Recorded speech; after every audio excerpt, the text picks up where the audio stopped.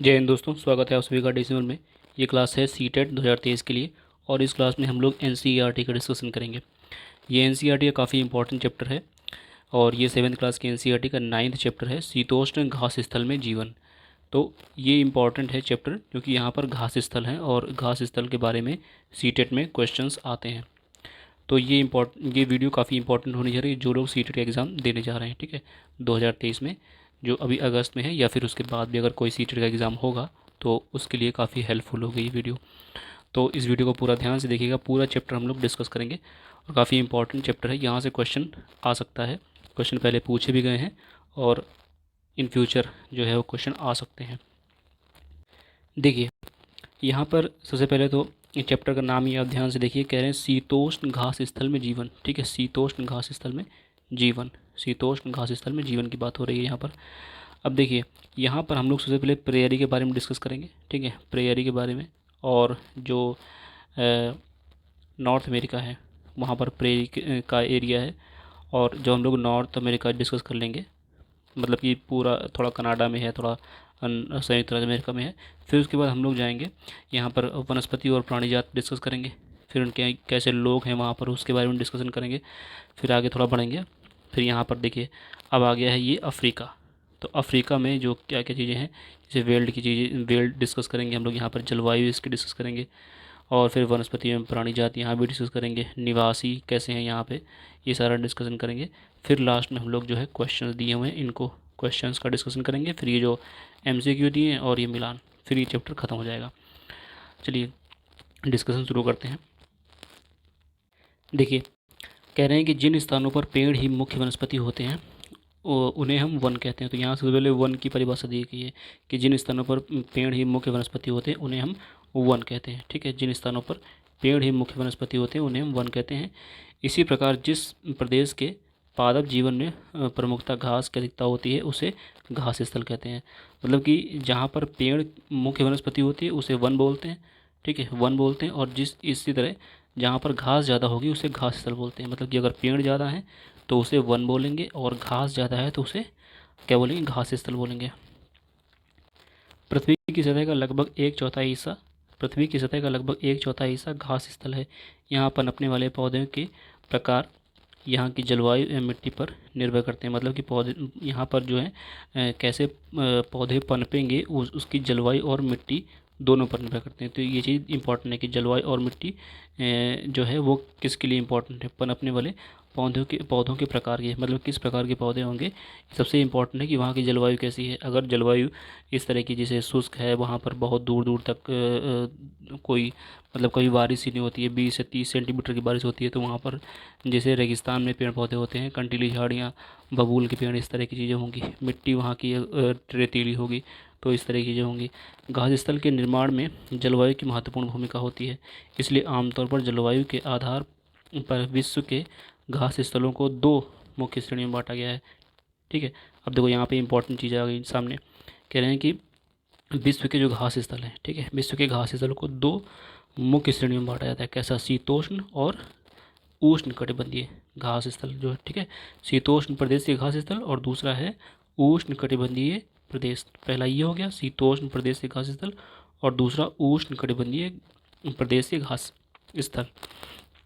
तो ये चीज़ इंपॉर्टेंट चीज़ है। यहाँ पर दो चीज़ें निकल के आई कि पहली चीज़ है कि जो है जलवायु एवं मिट्टी पर क्या मतलब पनपने वाले पौधे जो हैं जलवायु एवं मिट्टी पर निर्भर करते हैं। दूसरा है विश्व के घास स्थल दो प्रकार के होते हैं, पहला प्रकार ये दिया हुआ है, दूसरा ये दिया हुआ है, ठीक है। अब यहाँ पर हम लोग पढ़ेंगे प्रेयरी के बारे में। तो सबसे पहले देखिए प्रेयरी शब्द की उत्पत्ति, प्रेयरी शब्द की उत्पत्ति लैटिन भाषा के प्रिएटा से हुई है। तो ये इंपॉर्टेंट चीज़ है कि प्रेयरी शब्द की उत्पत्ति किससे हुई है, लैटिन भाषा के प्रिएटा से हुई है, जिसका अर्थ है शाद्वल, ठीक है, जिसका अर्थ है शाद्वल है। अब देखिए हम लोग प्रेयरी के बारे में डिस्कस करते हैं। अब यहाँ पर जो दिया हुआ है आप इसमें से जो इंपॉर्टेंट चीज़ें वो अपने नोट्स में ऐड कर लीजिएगा।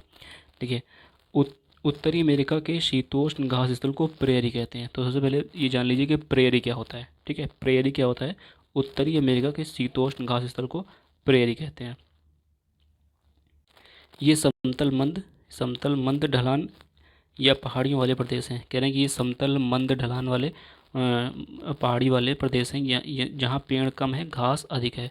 तो यहाँ पर क्या है कि इम्पोर्टेंस क्या है यहाँ की, यहाँ पे पेड़ कम होते हैं, घास ज़्यादा होती है।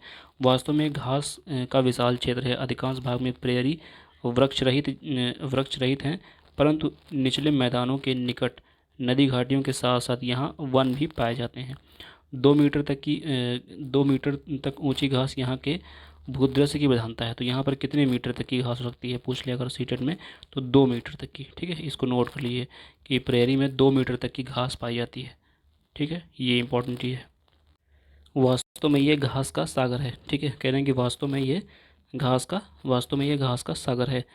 प्रेयरी पश्चिम में रॉकी पर्वत, कह रहे हैं कि जो प्रेयरी है वह पश्चिम में रॉकी पर्वत एवं पूर्व में ग्रेट लेक से घिरा हुआ है। कह रहे हैं कि जो प्रेयरी है वो, यहाँ पर इंपॉर्टेंट चीज़ है कि प्रेयरी पश्चिम में रॉकी पर्वत से पश्चिम में रॉकी पर्वत से एवं पूर्व में ग्रेट लेक से घिरा हुआ है।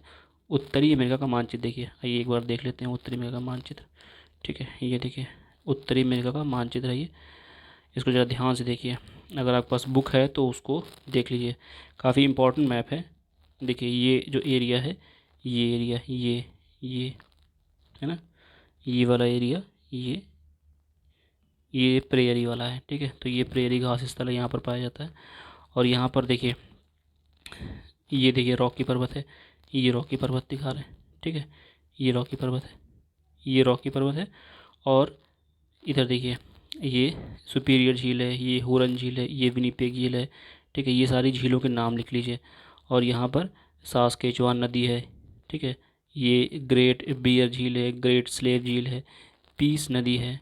ठीक है, और इधर प्रशांत महासागर इसके इधर पश्चिम में है, और पूर्व में बिस्के की खाड़ी है, इम्पॉर्टेंट है।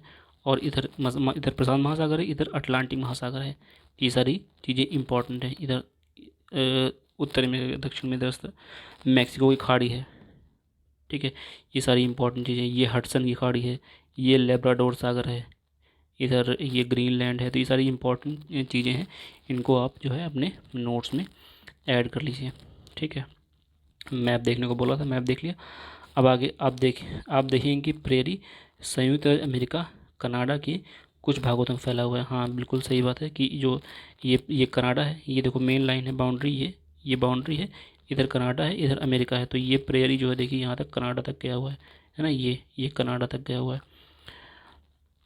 आगे देखिए, कह रहे हैं अमेरिका के प्रेयरी का अपवाहन मिसिसिपी की सहायक नदियाँ तथा कनाडा में प्रेयरी का अपवाहन सास्केचुआन की सहायक नदियाँ करते हैं। कह रहे हैं कि अमेरिका की प्रेयरी का अपवाहन जो है मिसिसिपी की सहायक नदियाँ तथा कनाडा की प्रेयरी का अपवाहन सास्केचुआन नदी करती है। तो मतलब दोनों में अंतर देखिए, कह रहे हैं कि अमेरिका का जो प्रेयरी है वहाँ का अपवाह जो है मिसिसिपी की सहायक नदी करती हैं, और कनाडा वाले में सास्केचुआन। एक बार मैप देख लेते हैं। देखिए ये है मिसिसिपी, एक मिनट, अब देखिए ये यहाँ पे देखिए, कह रहे हैं कि सास्केचुआन नदी है, ये सास्केचुआन नदी है, ये कनाडा वाले एरिया में अपवाह करती है। ठीक है, और जो अमेरिका है इधर मिसिसिपी नदी है। ठीक है, ये जो प्रवाह दिख रहा है ये मिसिसिपी नदी का है, यहाँ पर बना के नहीं दिखाया गया है इधर, लेकिन मिसिसिपी नदी का है। तो ये चीज़ आप ध्यान रखिएगा कि जो कनाडा का प्रेयरी का प्रवाह है वो सास्केचुआन का है, और अमेरिका का जो है वो मिसिसिपी की सहायक नदियाँ उसका करती हैं। ये देखिए प्रेयरी का एरिया दिखाया गया है, जैसे पहले कंप्यूटर में नहीं, जो पुराने कंप्यूटर आते थे उसमें जो स्क्रीन होती थी, ये यही घास स्थल है जो उसमें दिखाया जाता था पुराने कंप्यूटर्स में। आगे देखिए, ये डिस्कस कर लिया। अब देखिए यहाँ पर कह रहे हैं कि प्रेयरी के घास के मैदान अमेरिका के मूल निवासी जिन्हें रेड इंडियन, कह रहे हैं प्रेयरी के घास के मैदान अमेरिका के मूल निवासी जिन्हें रेड इंडियन कहा जाता है का निवास स्थल। एक सेकेंड रुकिएगा। कह रहे हैं कि प्रेयरी के घास के मैदान अमेरिका के मूल निवासी जिन्हें रेड इंडियन कहा जाता है। तो ये जो रेड इंडियन है ये कहाँ के मूल निवासी हैं, अमेरिका के, ये नोट कर लीजिए, का निवास स्थल रहे हैं। वे लोग इस महाद्वीप के वास्तविक निवासी थे। प्रेयरी अन्य आदिवासी जैसे अपाची, क्रो, क्री, पौनी, ठीक है, ये सारी जनजातियां हैं वहाँ के। ठीक है, आदिवासी हैं ये। अपाची, क्रो, क्री, पौनी, मतलब ये चारों के नाम लिख लीजिए। सीटेट में कभी भी पूछा जा सकता है, सीटेट में क्या किसी भी एग्ज़ाम में पूछ सकते हैं, लेकिन आप सीटेट का एग्ज़ाम देने जा रहे हैं तो ये इम्पोर्टेंट है, अपाची, क्रो, क्री और पौनी। ठीक है, पानी नहीं, पौनी ये क्या है, आदिवासी हैं यहाँ के। तो इन चारों का नाम लीजिए, बहुत इंपॉर्टेंट है, अपाची, क्रो, क्री, पौनी। आगे देखिए, अब यहाँ के हम लोग जलवायु के बारे में डिस्कस करेंगे कि यहाँ की जलवायु कैसी है। उससे पहले जो बगल में फैक्ट दिया हुआ है इसको डिस्कस कर लेते हैं। चिनूक, चिनूक एक गर्म पवन है जो शीत ऋतु में बहती है। ठीक है, चिनूक कैसी पवन है, गर्म पवन है, और कब बहती है, शीत ऋतु में। ठीक है, तो इंपॉर्टेंट चीज़ क्या है कि चिनूक जो है वो गर्म पवन है, किधर चलती है, अमेरिका में। ठीक है, नॉर्थ अमेरिका में, और ये शीत ऋतु में बहती है, तथा कम समय में ही तापमान बदल देती है। तापमान में वृद्धि के कारण बर्फ़ पिघलने लगती है। जो क्या है, कम समय में तापमान बदल देती है और तापमान में वृद्धि के कारण बर्फ़ पिघलने लगती है, एवं पशुओं के लिए चरने के लिए चारागाह उपलब्ध होता है। जो बर्फ़ जमी होती है उसको हटा देती है, क्योंकि टेम्परेचर बढ़ा देती है, और जब टेम्परेचर बढ़ जाता है तो वहाँ पर नई घास उग जाती है। ठीक, ये इंपॉर्टेंट फैक्ट था। अब आगे देखते हैं जलवायु क्या है यहाँ की। कह रहे हैं कि महाद्वीप के मध्य में स्थित होने के कारण यहाँ चरम तापमान वाली महाद्वीपीय जलवायु होती है। मतलब कि जो महाद्वीप है उसके मिड में है ना, ये देखिए, अब ये पूरा महाद्वीप है, तो इसके बीचों बीच में है ये, है ना, तो बीचों बीच में है। इस वजह से यहाँ पर चरम तापमान वाली महाद्वीपीय जलवायु होती है। ग्रीष्म ऋतु में तापमान लगभग 20 डिग्री सेल्सियस होता है, जबकि शीत ऋतु में कनाडा के विनिपेग में तापमान हिमांक से -20 डिग्री सेल्सियस भी दर्ज किया जाता है। शीत ऋतु में शीत ऋतु में यह प्रदेश बर्फ़ की एक मोटी चादर से ढक जाता है। अब इम्पॉर्टेंट चीज़ क्या है, इम्पॉर्टेंट चीज़ ये है कि ये मध्य में स्थित है और यहाँ चरम तापमान वाली महाद्वीपीय जलवायु होती है। ठीक है, यहाँ चरम तापमान वाली महाद्वीपीय जलवायु होती है। ग्रीष्म ऋतु में कितना टेम्परेचर जाता है, 20 डिग्री सेल्सियस, और शीत ऋतु में जो है -20 डिग्री सेल्सियस पहुँच जाता है। यहाँ वार्षिक वर्षा सामान्य होती है। कैसी होती है, सामान्य, जो घास के विकास के लिए अनुकूल है। बहुत ज़्यादा बारिश नहीं होती, सामान्य बारिश होती है, जिसकी वजह से यहाँ पर घास उगती है। उत्तर दक्षिण अवरोध की अनुपस्थिति में यहाँ चिनूक चिनूक नामक स्थायी पवन चलती है। तो चिनूक क्या है, एक स्थायी पवन है। ठीक है, और ये कैसी पवन है, गर्म पवन है। अच्छा देखो, इधर उत्तर भारत में लू चलता है। ठीक है, उत्तर भारत में इधर लू चलता है, इंडिया में जैसे लू चलता है ना, तो ये भी एक स्थानीय पवन, जैसे ये चिनूक यहाँ की स्थानीय पवन है, ये लू जो है उत्तर भारत की स्थानीय पवन है, जो गर्मी में मई जून के महीने में चलती है, बारिश से पहले जो हवाएं चलती हैं। देखिए, अगला है वनस्पति एवं प्राणी जात। यहाँ की वनस्पति कैसे है और यहाँ पर प्राणी कैसे हैं। ठीक, प्रेरी सामान्यतः पेड़ विहीन होते हैं। क्या इंपॉर्टेंट है, इंपॉर्टेंट चीज़ है, पेड़ विहीन। यहाँ पेड़ नहीं मिलेंगे, मतलब पेड़ मिलेंगे तो भी कितना कि 1-2 किलोमीटर में तुम्हें एक आध पेड़ दिख गया। ठीक है ना, तो अब ऐसी चीज़ों को पेड़ विहीन ही बोलते हैं। जैसे रेगिस्तान में कि 1 किलोमीटर चले गए तो कहीं एक छोटा सा बबूल का पेड़ है, बेचारा अकेले है ना, तो ऐसी जगह को क्या बोलेंगे कि पेड़ है ही नहीं, है ना। 1-1 किलोमीटर में एक छोटा सा पेड़ मिल रहा है बउआ बराबर। यहाँ जल उपलब्ध होता है। ठीक है, जहाँ जल उपलब्ध होता है वहाँ सरपत, मतलब इसको विलो बोलते हैं, आल्डर एवं पॉपुलर जैसे पेड़ उगते हैं। तो ये इम्पॉर्टेंट चीज़ है कि ये वनस्पति की बात करें ना, यही वनस्पति इम्पॉर्टेंट है। सरपत जिसको विलो बोलते हैं, आल्डर, पॉपुलर जैसे पेड़ उगते हैं। ठीक है, आल्डर और पॉपुलर 50 सेंटीमीटर से अधिक वर्षा वाले प्रदेश कृषि के लिए उपयुक्त होते हैं।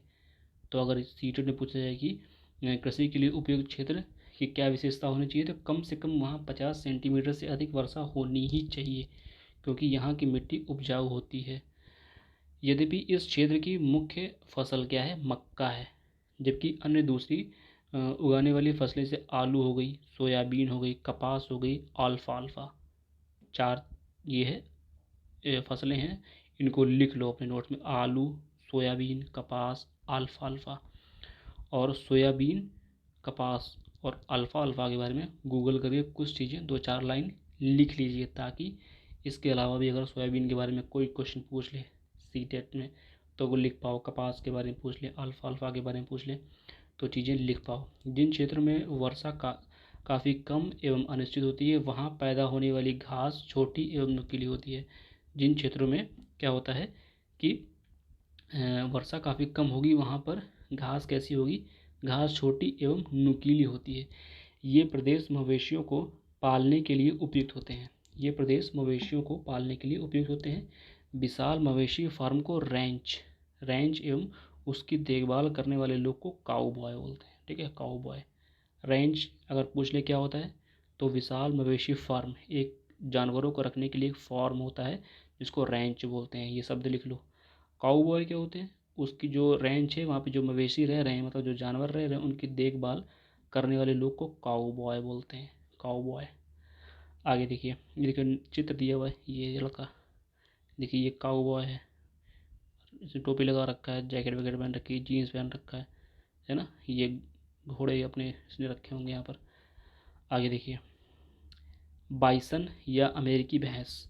ठीक है, बाइसन या अमेरिकी भैंस, ये देख लीजिए बाइसन है इसका, इसके बारे में गूगल कर लो एक बार, थोड़ा सा 2-4 लाइन लिख लो। इस प्रदेश का सबसे महत्वपूर्ण पशु है। निरंतर शिकार के कारण ये पशु लगभग लुप्त हो गए हैं। ठीक है, निरंतर शिकार के कारण क्या हो गए हैं, पशु लगभग लुप्त हो गए हैं और अब इन्हें सुरक्षित प्रजातियों की श्रेणी में रखा जाता है। इन प्रदेशों में पाए जाने वाले अन्य जीव जैसे खरगोश हो गए, काइयोट हो गया, गोफर हो गया, प्रेरी कुत्ता हो गया। ठीक है, तो देखो यहाँ पर कायोट, गोफर, इन दोनों के बारे में आपको गूगल करना चाहिए और लिख लेना चाहिए।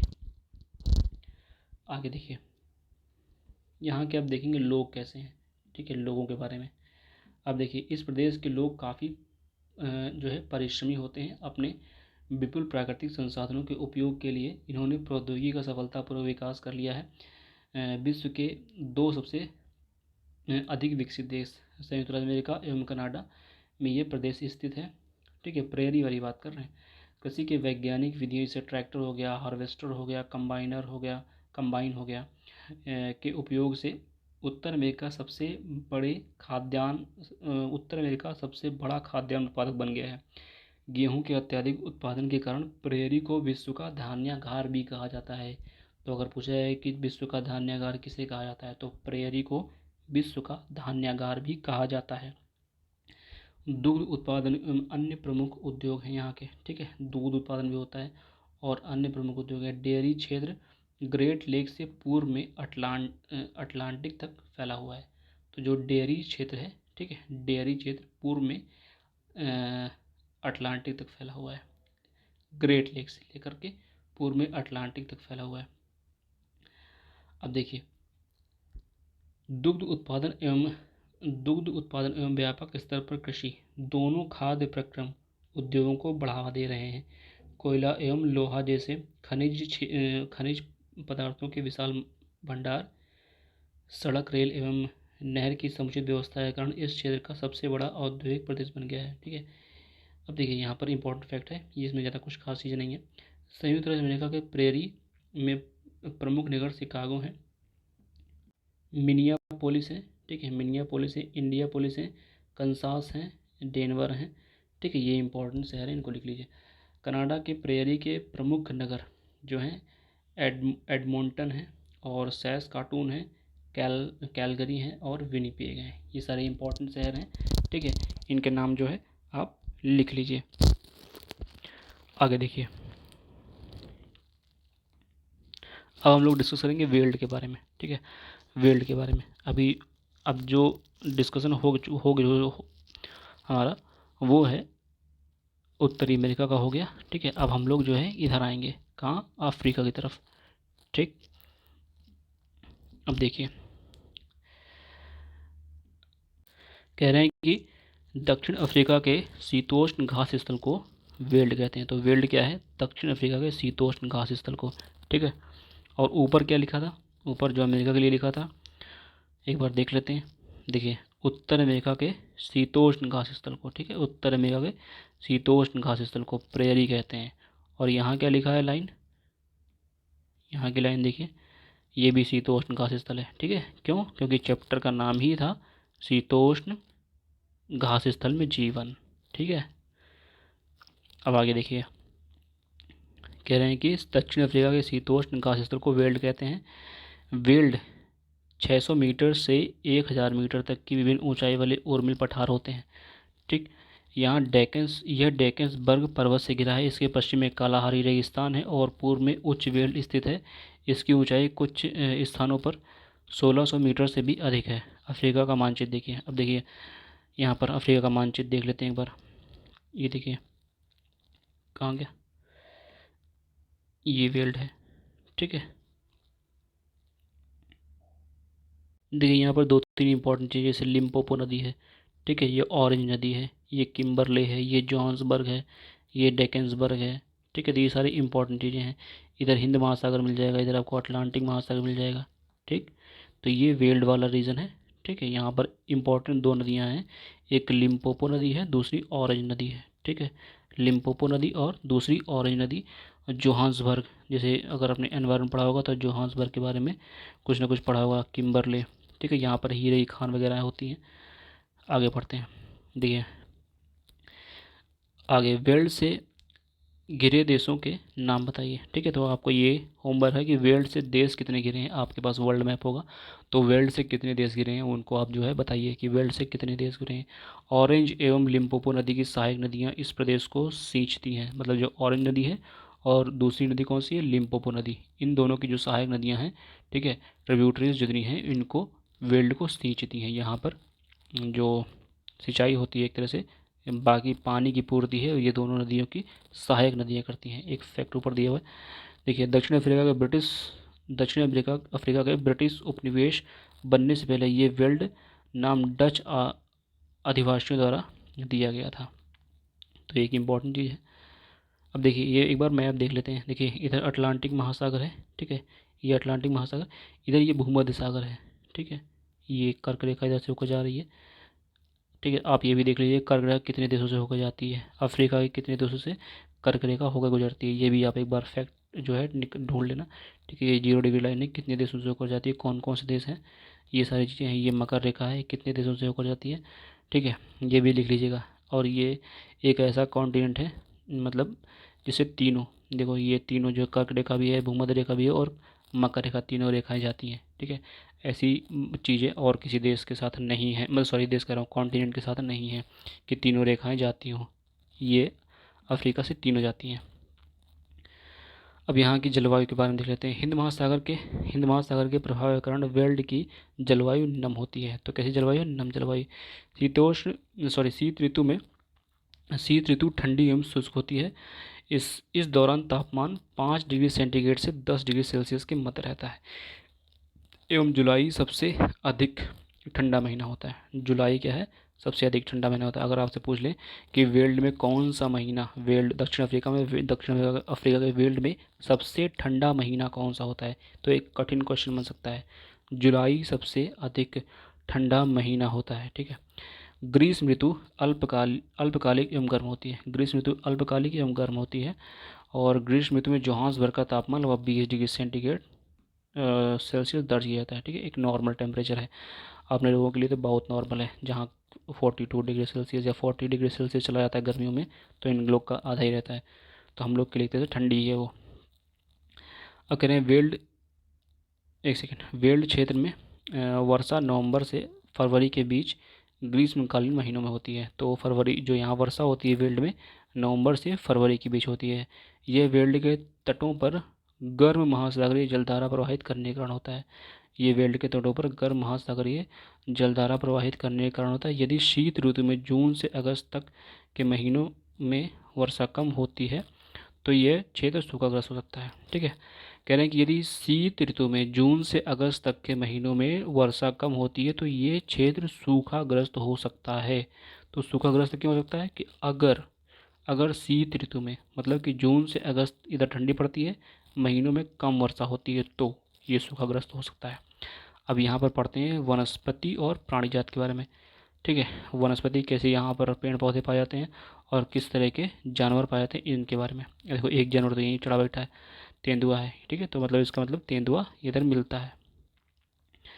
अब देखो यहाँ वनस्पति विरल है, ठीक है। कह रहे हैं यहाँ वनस्पति विरल है, अधिकतर स्थल घास से ढके रहते हैं। वनस्पति विरल है और अधिकतर जो कुछ भी एरिया है वो घास से ढका रहता है।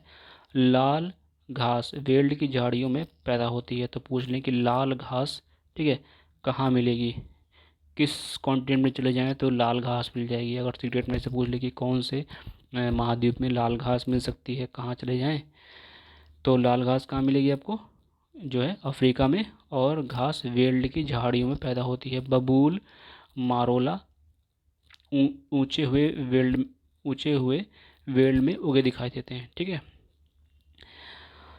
मतलब कि जो दो पौधे हैं बबूल और मारोला, ठीक है, इसको ध्यान रखिएगा, बबूल और मारोला मिल जाते हैं। वेल्ड के प्रमुख जानवर हैं कौन?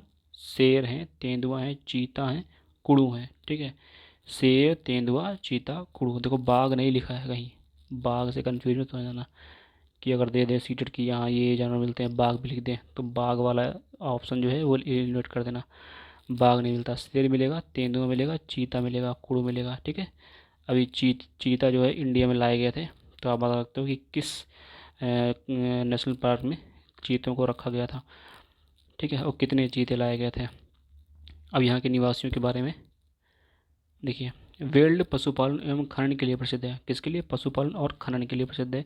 वेल्ड की मिट्टी अत्यधिक उपजाऊ नहीं होती, तो ध्यान दीजिए, वेल्ड की मिट्टी कैसी है? अत्यधिक उपजाऊ नहीं है।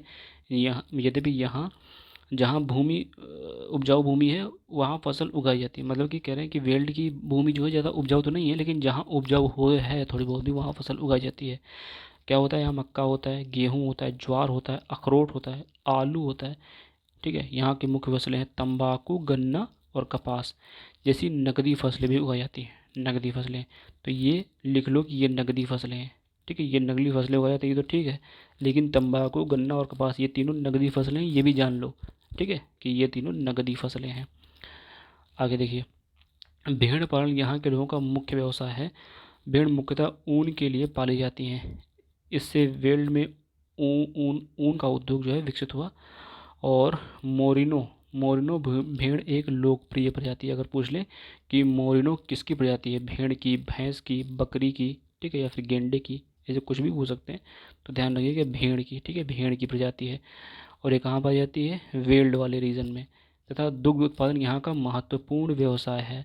पशुपालन गर्म एवं नम प्रदेश में किया जाता है एवं मक्खन, चीज जैसे दूध पदार्थों का उत्पादन घरेलू उपयोग एवं निर्यात के लिए किया जाता है। ठीक, आगे देखिए, वेल्ड में खनिज प्रचुर भंडार हैं। वेल्ड में खनिज के प्रचुर भंडार हैं। जिन स्थानों पर लोहा एवं कोयला उपलब्ध है वहाँ लोहा एवं इस्पात उद्योग विकसित हो गया। सोना एवं हीरे का खनन इस प्रदेश के लोगों का मुख्य व्यवसाय है। तो यहाँ देखो क्या करते हैं ये लोग, सोना और हीरा इसका खनन करते हैं, ये मेन व्यवसाय है यहाँ के लोगों का। जोहान्सबर्ग जो है, जोहान्सबर्ग विश्व की स्वर्ण राजधानी भी कहा जाता है। जो जोहान्सबर्ग है उसको विश्व की स्वर्ण राजधानी भी कहा जाता है। ये इंपॉर्टेंट चीज़ है, इसको लिख लो कि जोहान्सबर्ग को विश्व की स्वर्ण राजधानी भी कहा जाता है। किम्बरले हीरे की खान के लिए प्रसिद्ध है। ठीक है, किम्बरले किसके लिए प्रसिद्ध है? हीरे की खान के लिए। तो जोहान्सबर्ग सोने की राजधानी कहा जाता है, मतलब सोने के लिए प्रसिद्ध है। सोना मतलब गोल्ड, सोने के लिए नहीं, है ना, गोल्ड के लिए प्रसिद्ध है। किम्बरले हीरे की खान के लिए प्रसिद्ध है। हीरा एवं सोने के खनन के कारण दक्षिण अफ्रीका ब्रिटेन के दक्षिण अफ्रीका तथा ब्रिटेन के बीच व्यापारिक संबंध स्थापित हुए। ठीक है, तो दक्षिण अफ्रीका और ब्रिटेन के बीच व्यापारिक संबंध क्यों स्थापित हुए? क्योंकि यहाँ पर हीरे और सोने के खनन के कारण हीरा और सोना मेन रीज़न था, कुल मिलाकर के ये है। ठीक है, तो ब्रिटेन के लोग वैसे भी जब देशों को गुलाम बनाया, उन्होंने कैसे बनाया? वहाँ पे पहले व्यापार स्थापित किया, फिर उनको गुलाम बनाया। इंडिया में तो ऐसे किया, तो उधर भी ऐसे ही लोगों ने किया। ठीक, आगे देखिए, धीरे धीरे दक्षिण अफ्रीका ब्रिटेन का उपनिवेश बन गया, जैसे इंडिया ब्रिटेन का उपनिवेश बन गया। इस प्रचुर खनिज संपदा वाले प्रदेश में यातायात की सुविकसित व्यवस्था है। ठीक है, अब देखिए, यातायात की सुविकसित व्यवस्था होनी ही होगी। क्यों? क्योंकि अगर यहाँ से तुमने कुछ भी खनन किया है, मान लो तुमने सोने का खनन किया या हीरे का खनन किया, तो उसको ले जाओगे कहाँ? पोर्ट तक। अगर किसी दूसरे देश में या दूसरे कॉन्टिनेंट पर ले जाना है, तो उसको पोर्ट तक ले जाने के लिए अच्छी सड़क तो होनी चाहिए ना, ताकि ट्रकों में लाद करके या किसी गाड़ी या रेलगाड़ी में, वाहन में लाद करके ले जाया जाए। तो ऐसी जगहों पर यातायात की सुविधाएं अपने आप विकसित हो ही जाती हैं। अब देखिए, आते हैं एक्सरसाइज की तरफ। ठीक है, देखिए एक्सरसाइज की तरफ आते हैं। देखिए, पहला क्वेश्चन है कि उत्तर अमेरिकी शीतोष्ण घास स्थल को क्या कहा जाता है? ठीक है, उत्तर अमेरिकी शीतोष्ण घास स्थल को क्या कहा जाता है? प्रेयरी। अभी ऊपर पढ़ा था हम लोगों ने, इसको बोलते हैं प्रेयरी।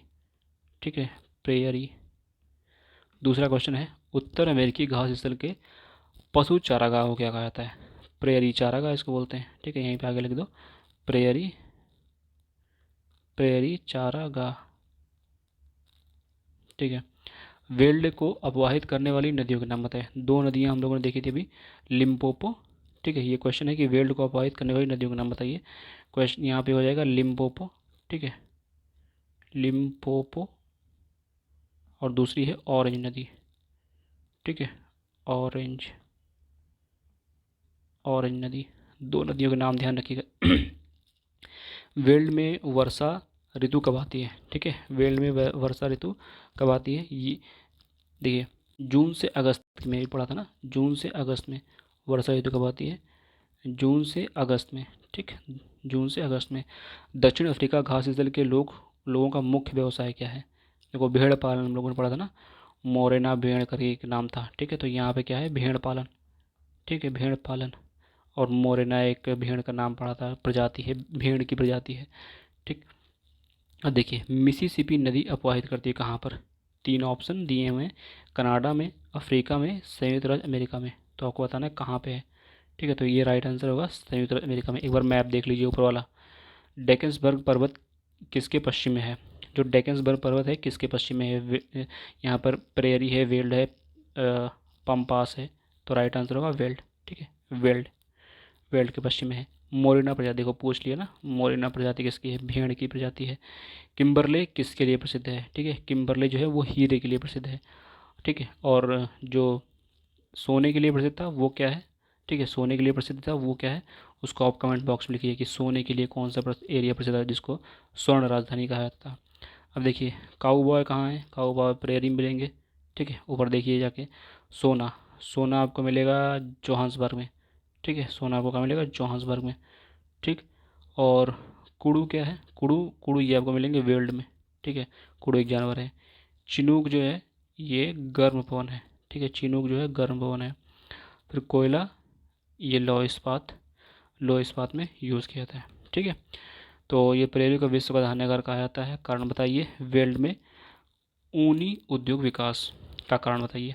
ये सब चीज़ें अगर आंसर लिखने हैं तो आंसर लिखिए, ठीक है। लेकिन इतने इतने सारे पर काम हो जाएगा, मतलब कि आपका सीटेट का जो एग्ज़ाम है, अगर आप ये पढ़ के जाओगे तो आपको मतलब एक पहली चीज़ तो दो तीन चीज़ें होंगी। पहली चीज़ तो आपको कॉन्फिडेंस होगा, ठीक है, कि हाँ हमने पढ़ा हुआ है। दूसरी चीज़ ये होगा कि यहाँ से कोई भी क्वेश्चन आएगा, अगर उत्तरी अमेरिका से कोई घास इस तरह क्वेश्चन आता है तो आप लॉजिक लगा पाओगे वहाँ पे कि क्या चीज़ गलत हो सकती है, क्या सही हो सकती है, ठीक है।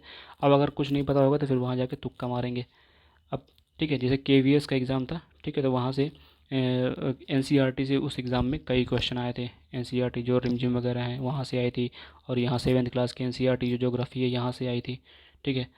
तो ये काफ़ी इंपॉर्टेंट वीडियो थी अगर आप सीटेट का एग्ज़ाम देने जा रहे हैं और आप चैनल पर नए हैं तो चैनल को जो है सब्सक्राइब ज़रूर करिए और वीडियो को लाइक कर सकते हैं, ठीक है, और अपने दोस्तों के साथ शेयर कर सकते हैं, ठीक है। और अगर शेयर नहीं करते हैं तो कम से कम वीडियो को लाइक ज़रूर कीजिए, ताकि अगर आप लाइक करेंगे तो ज़्यादातर लोगों के पास पहुंचेगी वीडियो, ठीक है, जिससे हमारा भी मोटिवेशन बढ़ेगा। मिलते हैं नेक्स्ट वीडियो में। अगला जो चैप्टर होगा वो भी काफ़ी इंपॉर्टेंट है। ये 9th चैप्टर था, ठीक है। अगला हम लोग 10th चैप्टर डिस्कस करेंगे, 10वां चैप्टर हम लोग डिस्कस करेंगे जो आगे है रेगिस्तान में जीवन। वो भी काफ़ी इंपॉर्टेंट चैप्टर है। हम लोग 2 तरह के रेगिस्तान के बारे में उसमें पढ़ेंगे, ठीक है। तो अगर आपने अब देखिए यहाँ पे एक चीज़ इंपॉर्टेंट है कि जो चीज़ें मैंने हाईलाइट करी ना उसमें से कुछ कुछ नोट्स आप बना लीजिए, ठीक है। जैसे प्रेयरी क्या होता है, उत्तरी अमेरिका के बारे में, उत्तरी अमेरिका का मैप बना लीजिए। यहाँ पे जितनी भी ये नदियाँ दी हुई हैं, ग्रेट बैरियर झील दी हुई है, ठीक है, ग्रेट स्लेव झील दी हुई है, और ये विनिपेग झील दी हुई है, हुरन झील दी हुई है, तो ये रॉकी पर्वत ये है। ये सारी चीज़ें अपने मैप में बना लीजिए, हाथ से ही मैप बना लीजिए, बहुत रफली मैप बना लीजिए, ठीक है। चिनूक क्या है इसको नोट कर लो अपने रजिस्टर में, ठीक है। यहाँ पे कौन कौन सी फसल पाई जाती है, इन फसलों को सोयाबीन, कपास, अल्फाल्फा, इसको एक बार गूगल कर लो, बाइसन को एक बार गूगल कर लो, ठीक है। और ये जो यहाँ पर ग्रेट लेक है उसके बारे में देख लो, ठीक। और फिर यहाँ पे जो वेल्ड वाला एरिया है यहाँ पर लिम्पोपो नदी और ऑरेंज नदी, इसको एक बार देख लो गूगल करके, या फिर इसका मैप तो बनाना ही है, मैप बना लो अपने कागज़ पे और उसमें लिख लो कौन कौन सी नदी यहाँ पर होती हैं, जलवायु के बारे में लिख लो थोड़ा सा 1-2 लाइन, ठीक है। प्राणी जात कौन कौन से होते हैं, जैसे ये दिया हुआ है यहाँ पर तंबाकू, गन्ना और कपास, ये जो है नकदी फसलें हैं, ठीक है।